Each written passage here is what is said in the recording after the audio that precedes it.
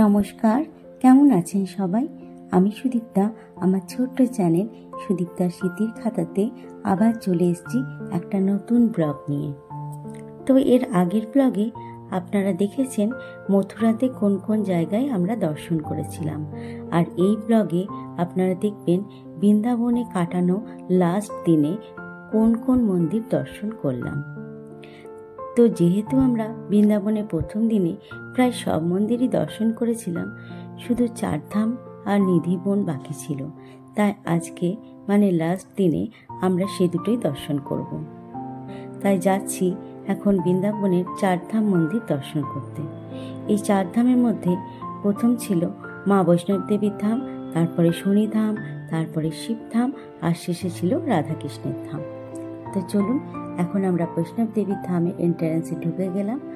আর প্রথমেই ছিল এরকম পিতলের একটা বড় মা দুর্গা, তারপরে একে একে সমস্ত দেবদেবীর, প্রথমে ছিল গণেশ, তারপরে সমস্ত দেবদেবীর এরকম মূর্তি স্থাপিত ছিল এই চারধামের দেয়ালে।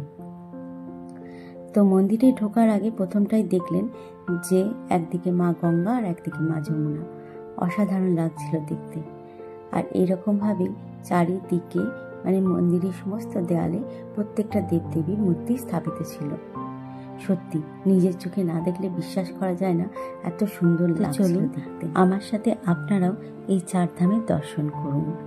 আর আমার ভিডিওটা যদি ভালো লেগে থাকে তাহলে অবশ্যই একটা লাইক করে দেবেন আর কমেন্টসে জানাবেন কেমন লাগলো। আর যারা নতুন দেখছেন তাদের কাছে একটাই রিকোয়েস্ট, প্লিজ আমার চ্যানেলটাকে সাবস্ক্রাইব করে দেবেন।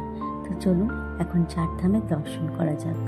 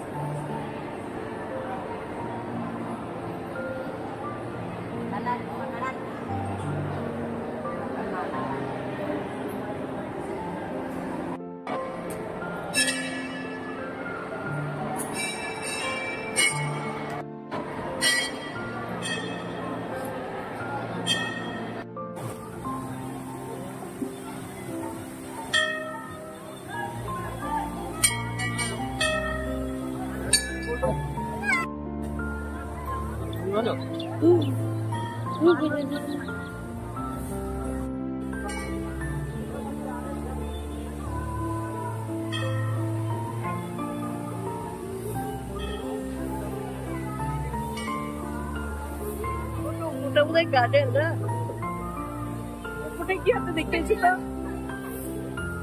একবার দেখেছি তো আমি যাবো।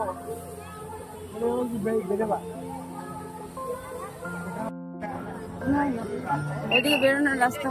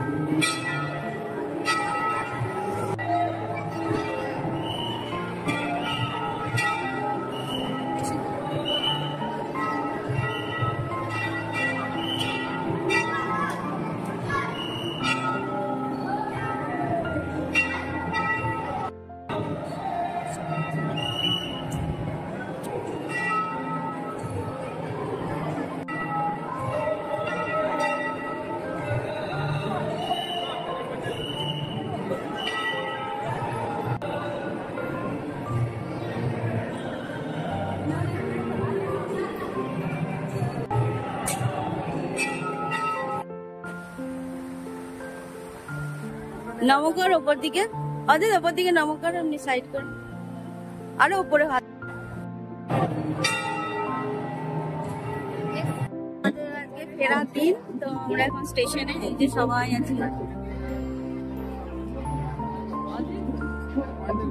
তো এখন ফিরে যাচ্ছি খুব ভালোভাবে বৃন্দাবন সব দর্শন করলাম আর আমার ভিডিওটা যদি ভালো লাগে তাহলে একটা লাইক করে দেবেন আর যারা নতুন দেখছেন তারা প্লিজ চ্যানেলটাকে সাবস্ক্রাইব করে দেবেন thank you for watching bye by